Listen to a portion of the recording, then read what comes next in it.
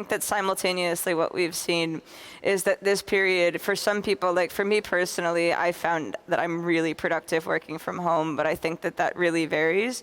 I have a team of 4 that I manage, and we have teams globally that are much larger, and it felt increasingly important not only to make sure that people were doing okay, but to really like facilitate that and give people ways of getting some headspace. Yeah. So I personally started doing lunchtime guided breathwork and meditation sessions, just like 15 minutes 3 times a week.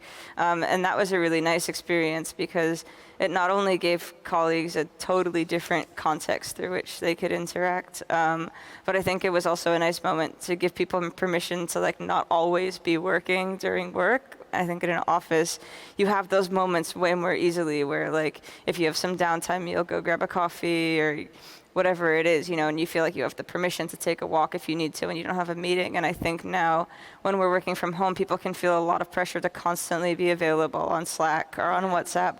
And I think that those types of sessions and initiatives, we're also setting up a sort of water cooler roulette chat thing internally. And you were concerned that some people might be a bit sniffy or a bit cynical about it, but you found that it actually, there was a lot of traction internally. Yeah, I mean, definitely, especially because, I mean, we work in like marketing where you have a sense as in a company like Vice where people might say like, meditation feels like a very far cry away from advertising.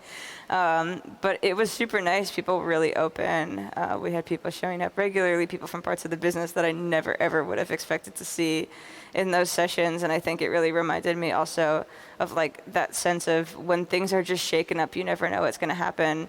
And sometimes that doesn't work out well. But in these cases, it can actually stimulate some really nice points of connection and creativity.